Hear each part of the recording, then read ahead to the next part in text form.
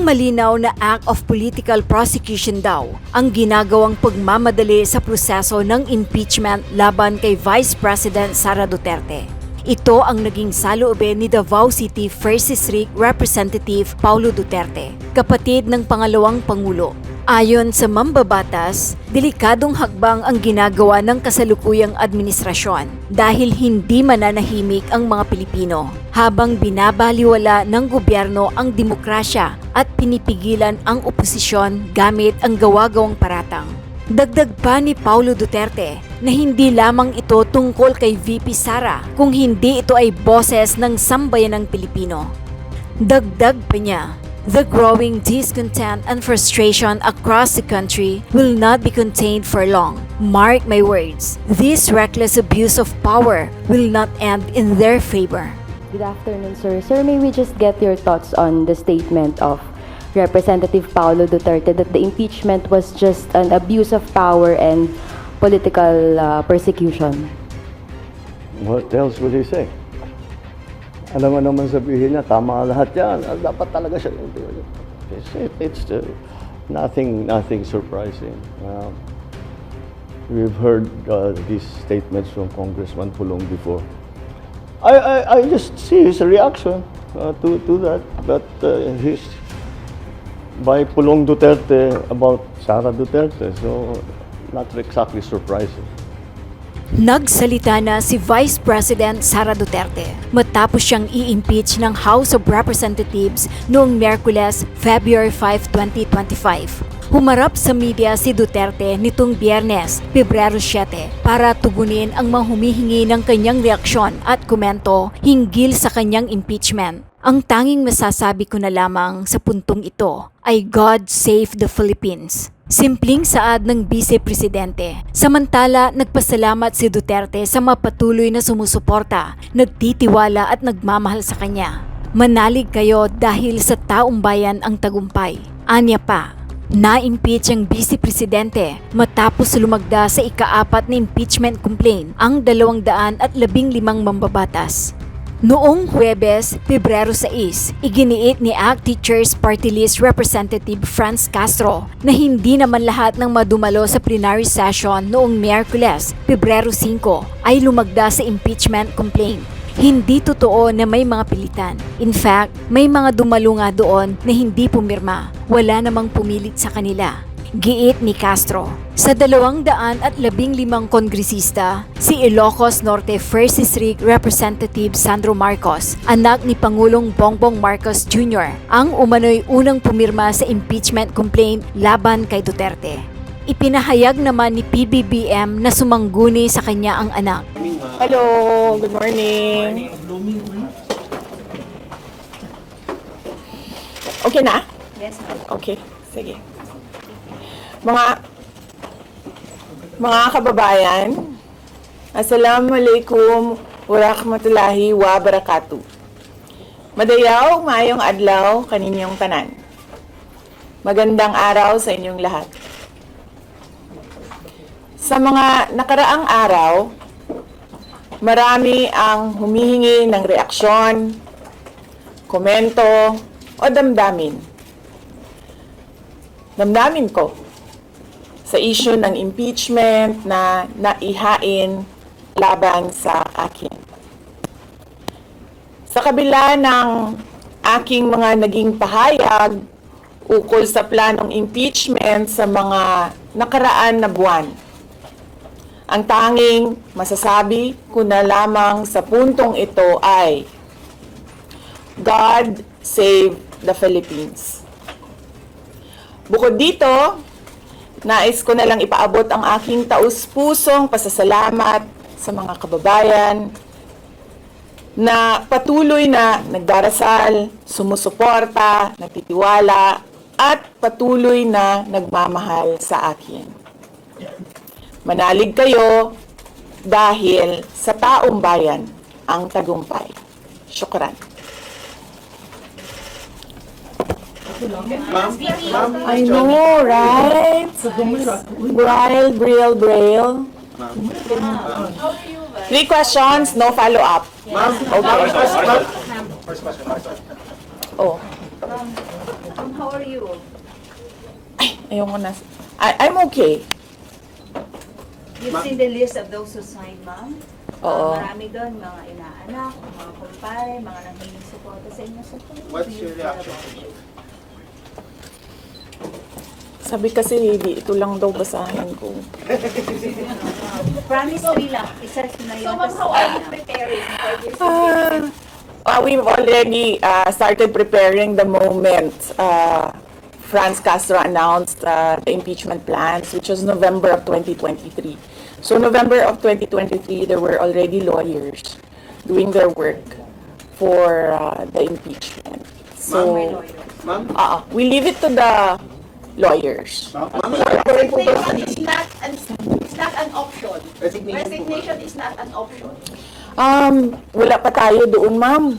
Na masyado pang malayo yung mga ganyan na mga bagay. Nandun pa lang tayo sa pagbabasa ng actually, ma'am, wala pa tayo doon dahil yung mga abogado lang yung nagtatrabaho. Hindi ko talaga alam kung anong ginagawa nila. But I have a meeting with them. Even the president said he has nothing to do with the impeachment. Do you believe that? I do not want to answer that question. Next. Ma'am, confirm po ba na si dating Pangulo Rodrigo Duterte ay isa sa mga abogado niyo para sa impeachment case? I do not want to answer that question. Yes, ma'am.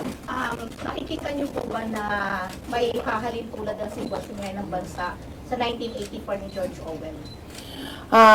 I do not want to answer that question. Last.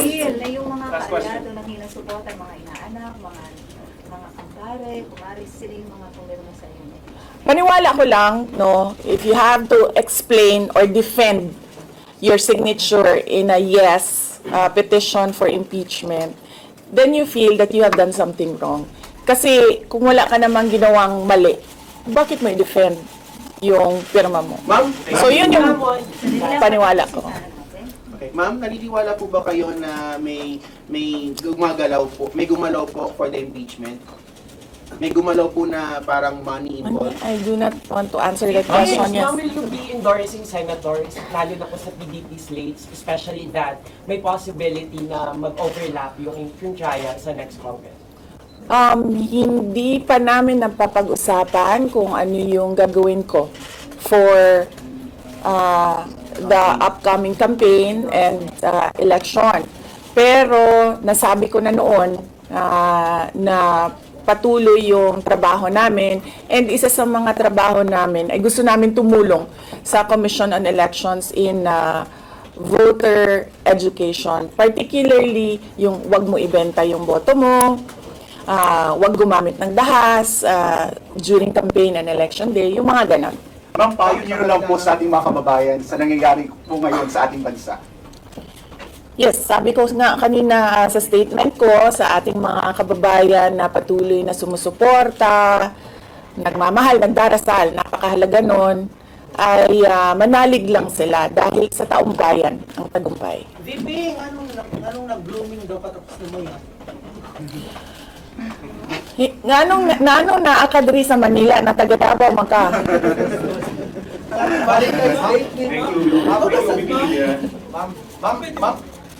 Ma'am, Yes sir.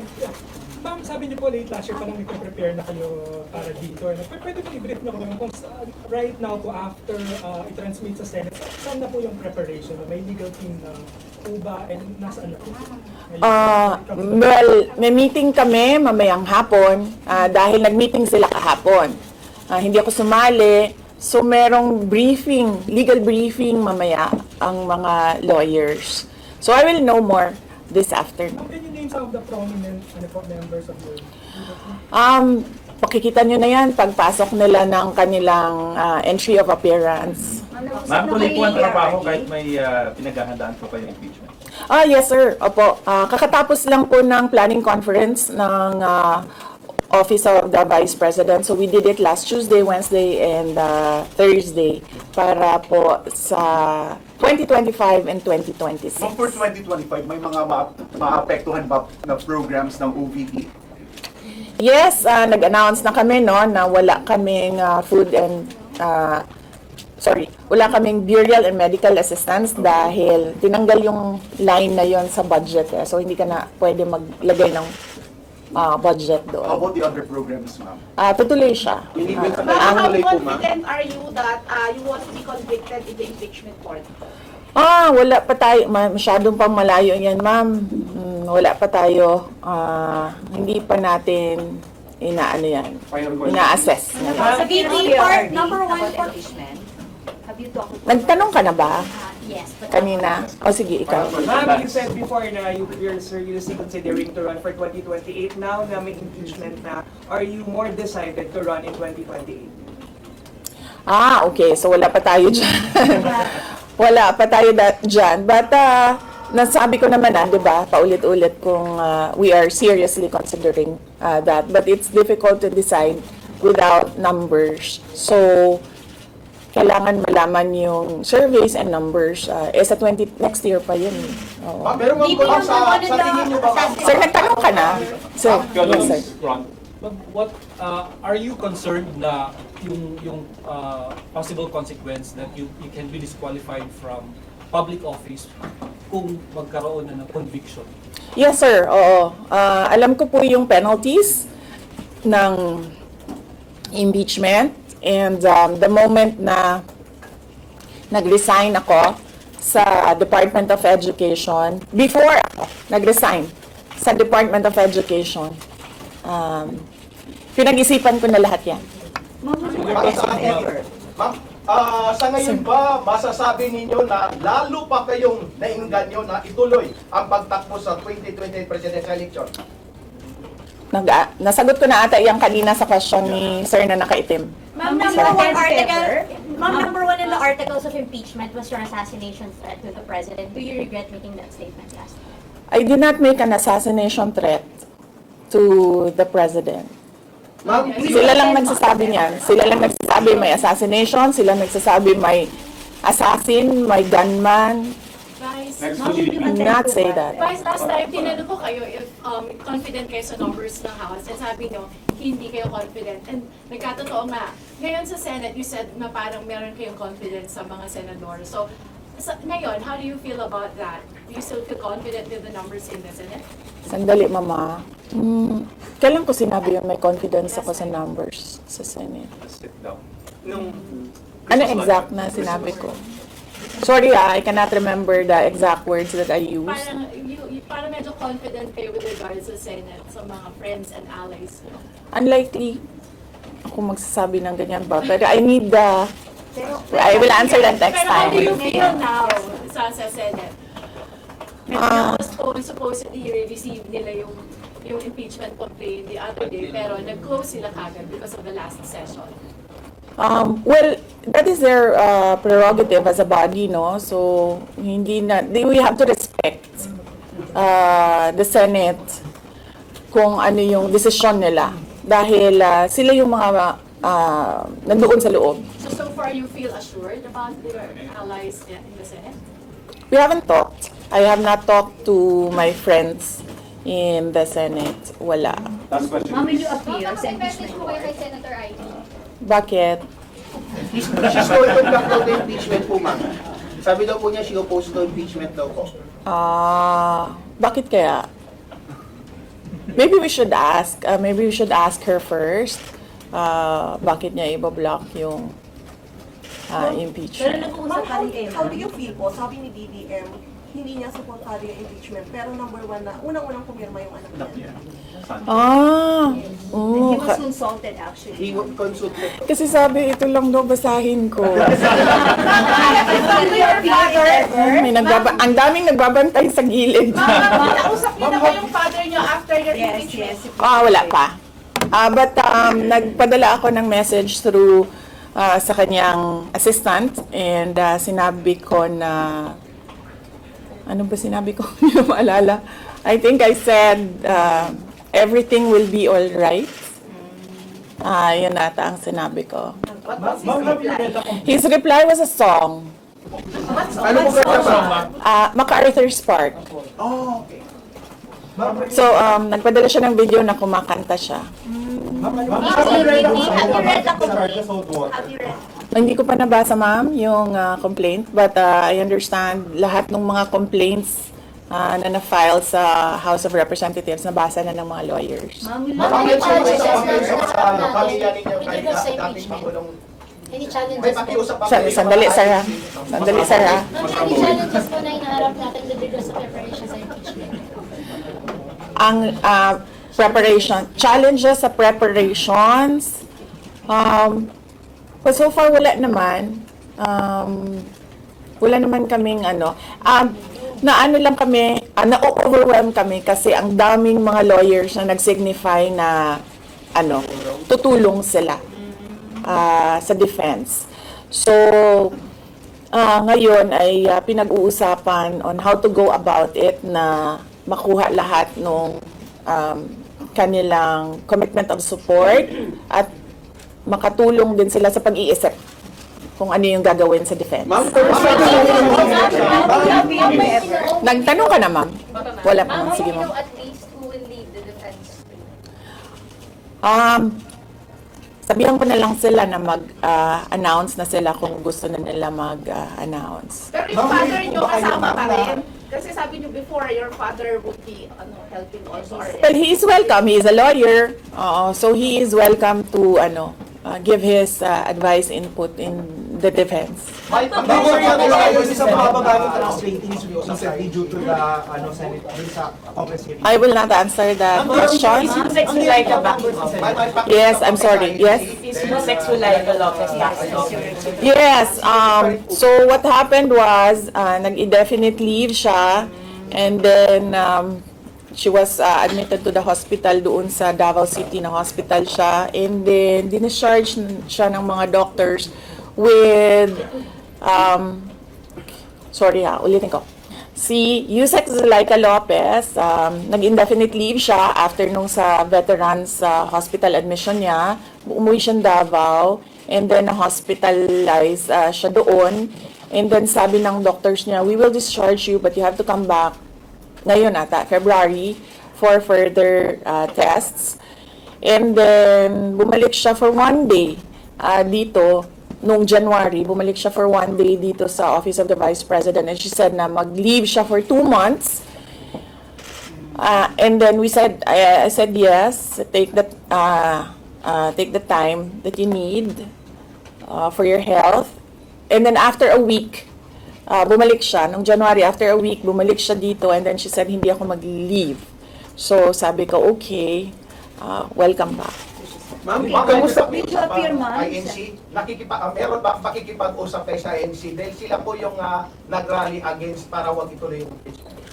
Hindi pa po kami nagkausap ng INC, sir. Pero nagpapasalamat po ako sa INC at sa buong sambayanan sa kanilang pananawagan ng kapayapaan. Ma'am, kamusta po ang staff ng numbers in Senate? Nagtanong ka na, sir. Dapat, sir. You think you have the numbers in the Senate to be acquitted? Hindi ko masabi yan ngayon, sir. Wala pa kami dyan. Ma'am, Nagtanong ka na, ma'am. Wala pa. Ma'am, would you consider former President Duterte to be your lead defense?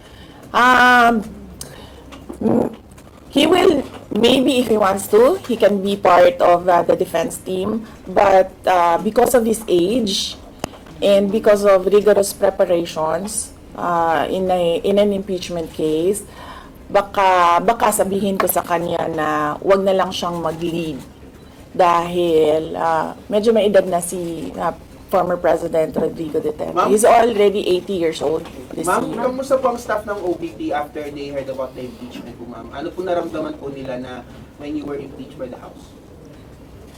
Ano po naramdaman ng staff ng OVP in general? Are they sad? Are they worried po ba, ma'am? Hindi ko alam nila na pinagtatawanan lang nila ako dito sa gilid kasi hindi daw ako sumunod. Sabi, basahin lang daw talaga ito. Ma'am, you will appear sa impeachment court, ma'am, if ever. Ha? Will you appear sa Okay. Kung pwede namang hindi, and I understand, pwede naman. Hindi na. Oo. Kasi baka ma-intimidate lang sila lahat sa presence ko doon. May mga plano po ba kayo para itulak ang pag-audit, lalo na po sa mga kongresista natin na ginagamit ang pera o pondo ng gobyerno para subject propaganda against you? Hindi ko na muna sagutin yung tanong na yan ngayon, ma'am. Doon muna tayo sa God Save the Philippines. So ma'am, will you dissuade or encourage your supporters in case they would go sa street to rally? Sa panahon ngayon, ma'am, na sobrang mahal ng presyo ng mga bilihin, lalong-lalo na ng pagkain, sasabihin ko sa mga supporters sa taong bayan na unahin muna nila ang trabaho and negosyo nila kesa sa mag-rally sila sa mga daan. Dahil marami o lahat tayo breadwinners. So merong mga bata or merong mga kapamilya na nagdedepende sa atin. At tayo naman ang social media capital ng buong mundo. Kung gusto talaga nilang magsalita at tumulong, doon na lang sila sa social media kung saan nakakatrabaho pa rin sila. Pero nagagawa nila kung ano yung nararamdaman nila na gusto nilang gawin. At yun ay magsalita at marinig sila ng taong bayan at ng mundo. Sabi ninyo, hindi niyo pa masabi if you have enough numbers in the Senate for ano like that.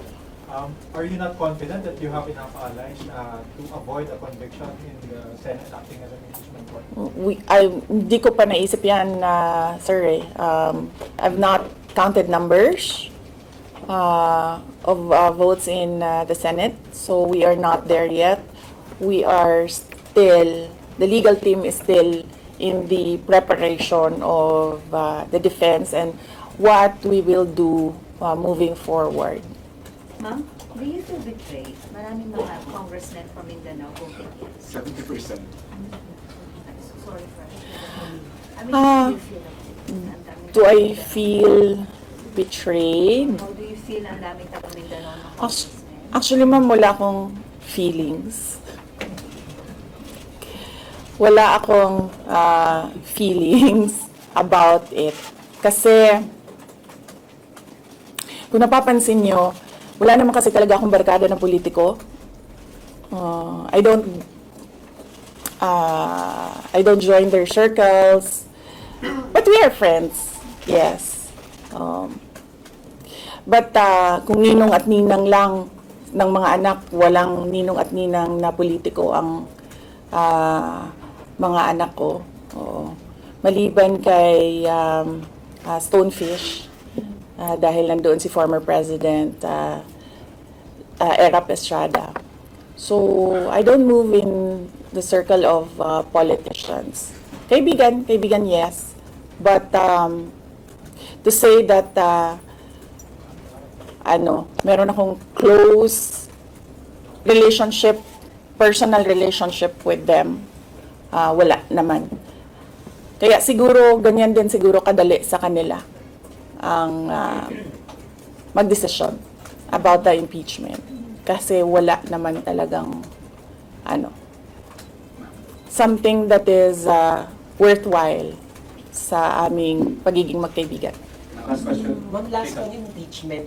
Nagkaroon po ba kayo ng prior information na may impeach kayo sa House on their last session day? Or may nag-PM ba sa inyo? Naka-receive po ba kayo or may nag-tip sa inyo? Yes. Oo. Si JC. Si JC. Hindi siya natulog. Sabi ko sa kanya, matulog ka na, JC, kasi ang mangyayari ay mangyayari kaya sera-sera. Diba? Ma'am, comment nyo lang po, ma'am. Alam ko matagal na ito, but the QC Prosecutor's Office ibinasura yung patong-patong na kaso against you. Yes. What was your initial reaction about that? And second po, any updates, security details natin, ma'am? Tuloy po ba yung pag-hire po natin ng private security? Hindi ko nasasagutin yan, ha? Dun lang tayo sa God Save the Philippines. Okay. Ma'am, Okay. last na lang po ng pang my end. Ma'am, you said God save the Philippines. Gaano na po kalala ang problema ng Pilipinas ever since na nagkaroon ng issue sa impeachment na ito? Parang ano po yung nakikita yung problem sa Philippines ngayon at bakit nila inuna itong impeachment na ito? Gaano kalala ang Pilipinas na pag-iwanan na tayo ng panahon at ng ating mga kapitbahay dito sa region at napag-iwanan na tayo ng mundo. Malala siya since na nagkaroon ako ng understanding. Kasi 1990s,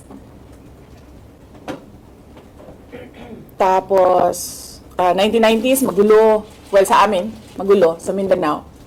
And then ngayon nagbabadya ang gulo sa Mindanao. So parang wala namang nagbago. So malala, sobrang malala dahil kung nakakausap mo yung mga tao na arawan yung kanilang sweldo, yung pera nila hindi na talaga sapat para sa pagkain, para sa kuryente, para sa bahay, para sa tubig, para sa pag-aaral ng kanilang mga anak. At kung basehan natin yung pag-alis ng mga Pilipino sa sarili nilang bansa ay sobrang malala dahil sobrang dami ng ating mga kababayan ang pumupunta, nakikipagsapalaran sa ibang bansa dahil wala silang makita na pag-asa, wala silang makita na oportunidad dito sa ating bayan. Kaya parang nakakaawa na tayo dito sa loob at nakakahiya yung estado natin kapag iniligay mo siya in a global stage na kung saan pinapanood tayo ng ibang mga lahi at ibang mga bansa. And because of that, ma'am, And because of that, tapos na tayo. you will run for presidency because of that. Diba? Ma'am, thank Maraming you. salamat sa oras ninyo. Magandang umaga. Happy Valentine's! Happy Valentine's Day! Valentine's message na lang. Yes, happy Valentine's. Oh, basing on the Mag-subscribe at i-click ang notification bell para sa mga susunod na video updates. Maraming salamat po.